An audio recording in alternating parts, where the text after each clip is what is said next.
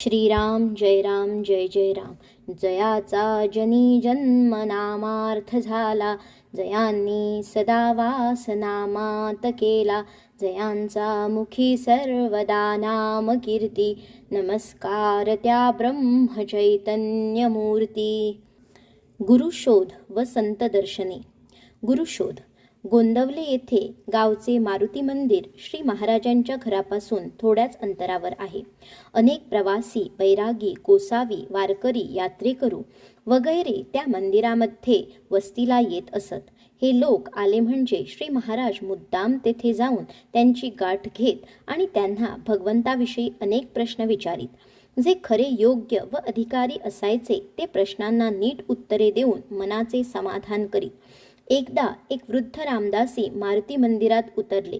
त्यांचा मुक्काम 3 दिवस तेथे होता. अगदी पहाटे मनाचे श्लोक म्हणत ते गावामधून चक्कर मारीत. दुपारी 12 वाजेपर्यंत त्यांची पूजा, जप, ध्यान इत्यादी उपासना चाले. संध्याकाळी ते रामायण सांगत आणि रात्री रोज कीर्तन करीत. श्री महाराजांनी त्यांना एकटे गाठले आणि विचारले, तुम्ही हा वेश कशासाठी घेतला? वृद्ध रामदासी म्हणाले, देवाचे दर्शन व्हावे म्हणून. श्री महाराजांनी पुन्हा विचारले, मग आपल्याला दर्शन झाले का? यावर रामदासी यांनी उत्तर दिले, नाही रे बाळ, सद्गुरू वाचून जीवाची तळमळ शांत होत नाही. कुणीतरी संत भेटावा म्हणून मी असा गावोगाव फिरत आहे. त्या सात्विक आणि साधनी वृद्धाचे हे तळमळीचे उद्गार ऐकून श्री महाराज निराळाच विचार करू लागले. सद्गुरू वाचून भगवंताचे दर्शन होत नाही, पण सद्गुरू असे वाटेवर का पडले आहेत? आपल्याला भगवंताचे दर्शन अवश्य पाहिजे आहे. मग आपण असे घरी बसून कसे चालेल? सद्गुरूंना शोधण्यासाठी आपल्याला बाहेर पडलेच पाहिजे. असा विचारप्रवाह सुरू झाल्यावर श्री महाराजांना घरी मुळीच चैन पडेना. त्यांच्या बालमित्रांपैकी त्यांचा चुलत भाऊ दामोदर आणि वामन म्हासुर्णेकर हे अत्यंत विश्वासू म्हणून श्री महाराजांनी आपली इच्छा त्यांच्या कानावर घातली. गणूबुवा कधीच चुकायचा नाही अशी त्या दोघांची भावना असल्यामुळे त्यांना ही कल्पना पसंत पडली आणि त्यांनी देखील बरोबर येण्याचे कबूल केले. वडील मंडळींपैकी कुणालाही हा बेत कळवण्याची सोयच नव्हती.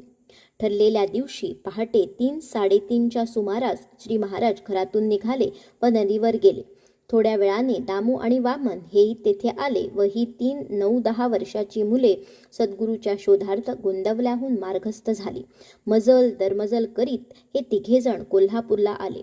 वाटेमध्ये दुपार झाली की माधुकरी मागावी, गावातल्या मारुतीच्या मंदिरामध्ये विश्रांती घ्यावी आणि थकवा गेला की पुढे चालू लागावे, असा त्यांचा क्रम होता. कोल्हापुरात आल्यावर तिघे प्रथम अंबाबाईच्या दर्शनास गेले आणि जवळच एका धर्मशाळेमध्ये राहिले.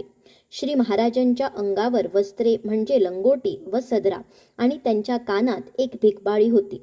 त्यांना पाहून लोकांना काय वाटे ते सांगता येत नाही, परंतु लोक त्यांच्याकडे आकर्षिले जात इतके मात्र खरे.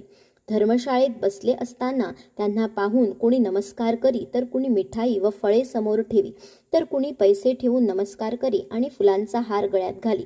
1-2 दिवस असे गेल्यावर दामू कंटाळला आणि मी घरी जातो असे म्हणून श्री महाराजांच्या परवानगीने गोंदवल्यास परत आला. श्री महाराज निघून गेल्या दिवशी गीतामाईने दुपारी 12 वाजेपर्यंत त्यांची वाट पाहिली. तिला वाटले गेला असेल जवळपास कुठे, जेवायला घरी येईल, पण 12 वाजून गेले तरी श्री महाराज येण्याचे चिन्ह दिसेना.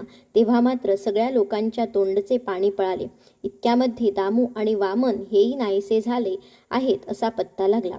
गावामध्ये सगळीकडे माणसे शोध करीत होती, पण रावजींनी यावेळी बरोबर ताडले की ही मुले गोंदवले सोडून कुठेतरी बाहेरगावी खास गेली आहेत. आईने त्या दिवशी अन्न घेतले नाही आणि मधून मधून तिच्या डोळ्यांना पाणी येई. दुसऱ्या दिवशी मुलांना शोधून आणण्यासाठी 4 दिशांना 4 माणसे पाठवली. 8-10 दिवस होऊन गेले तरी काही बातमी समजेना. पण 12व्या दिवशी दामू अचानक घरी आला. त्याच्या भोवती सगळी मंडळी जमली व त्याला श्री महाराजांबद्दल विचारू लागली. श्री महाराज व वामन कोल्हापूरला अंबाबाईच्या देवळामध्ये सुखरूप आहेत आणि त्यांचे खाण्यापिण्याचे मुळीच हाल नाहीत असे दामूने समजावून सांगितल्यावर आईचा जीव थोडा शांत झाला आणि दुसऱ्या दिवशी सकाळी 2-4 माणसे बरोबर घेऊन रावजी कोल्हापूरला जायला निघाले. दामू निघून गेल्यावर 2 दिवसांनी कोल्हापूरहून पुढे जावे या हेतूने श्री महाराज अंबाबाईच्या देवळातून निघाले. तेथून बाहेर पडताना एक भिकारी त्यांच्या मागे लागला. माझ्याजवळ तुला द्यायला काही नाही असे वारंवार सांगूनही जेव्हा तो ऐकेना तेव्हा त्यांनी आपल्या कानातील भिकबाळी खसकन ओढली व ती त्याच्या हातामध्ये टाकून त्याला वाटेला लावला. कोल्हापूर येथे श्री सिद्धेश्वर नावाचे राजगुरू असत. त्यांच्या पूर्वजांनी राजघराण्यावर पारमार्थिक कृपा करून काही पुरुषांना आध्यात्मिक समाधान दिले होते. त्यांना चांगल्यापैकी जहागीर होती. त्यावेळचे जे वंशज होते ते 51 वर्षांचे सात्विक पुरुष असून त्यांना मुलबाळ नव्हते, म्हणून ते दत्तक घेण्याचा विचार ठरवून एखाद्या चांगल्या कुळातल्या लहान मुलाच्या शोधात होते. रोज न चुकता अंबाबाईच्या दर्शनाला जाण्याचा त्यांचा नियम असे. सकाळी 8 वाजण्याचा सुमार होता. श्री महाराज आपल्या तुटलेल्या कानाचे रक्त पुशीत वामनबरोबर चालले होते.